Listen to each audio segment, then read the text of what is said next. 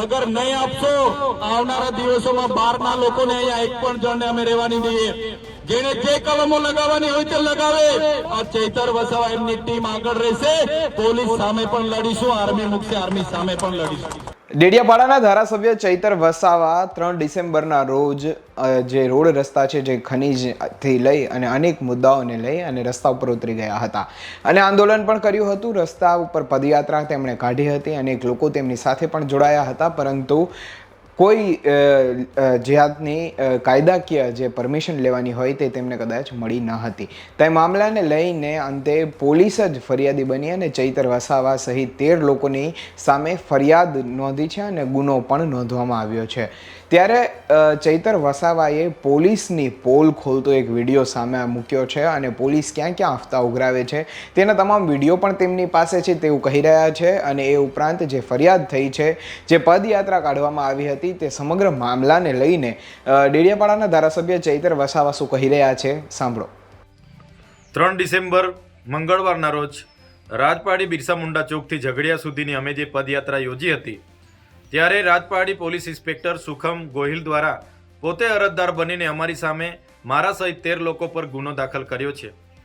ત્યારે અમે પોલીસ વિભાગને કહેવા માંગીએ છીએ, એ પદયાત્રા માટે 30 નવેમ્બરના રોજ અમે કલેક્ટર અને એસપીને જાણ કરી હતી અને પ્રાંત અધિકારીને પણ અમે પરવાનગી માંગી હતી.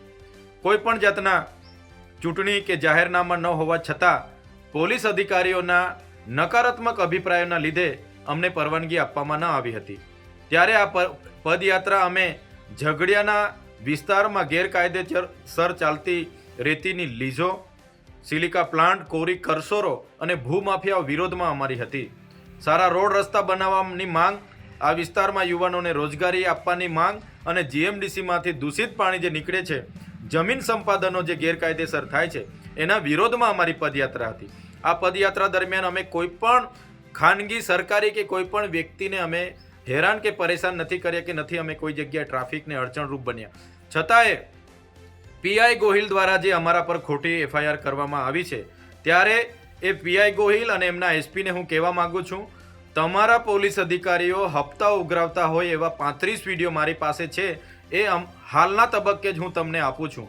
તમે એ લોકો પર કાર્યવાહી કરો અને તમે જે અમારા પર ખોટી એફઆઈઆર કરીને અમારો અવાજ દબાવવાની વાત કરી છે, આ અવાજ સંવિધાનનો અવાજ છે, આદિવાસીનો અવાજ છે, આ અવાજ ભરૂચની જનતાનો અવાજ છે. એ તમારા જેવા અધિકારીઓથી દબાવવાનો નથી. તમારી જેલો મોટી કરી દેજો. અમે ટૂંક સમયમાં તમારી જેલ ભરો આંદોલન કરવા માટે આવી રહ્યા છે. આજે પણ ત્યાં એક મહિલાને ટ્રકે કચડી નાખી છે, ત્યારે અઠવાડિયામાં 2 થી 3 યુવાનોને આવી રીતના કચડી નાખવામાં આવે છે. એની જવાબદારી કેમ પોલીસ અધિકારીઓ નથી લેતા? એની એફઆઈઆર કેમ નથી ફાડતા? ત્યારે અમે ભરૂચની જનતા સાથે છે. કોઈ પણ આવા ભૂમાફિયા હશે, ઓવરલોડ ટ્રકના માલિકો હશે કે જે પણ લોકો પોલીસ અધિકારીઓ હશે, અમે કોઈથી ડરવાવાળા નથી. આવનારા દિવસોમાં તમારી જેલો ભરવા માટે અમે આવી રહ્યા છે.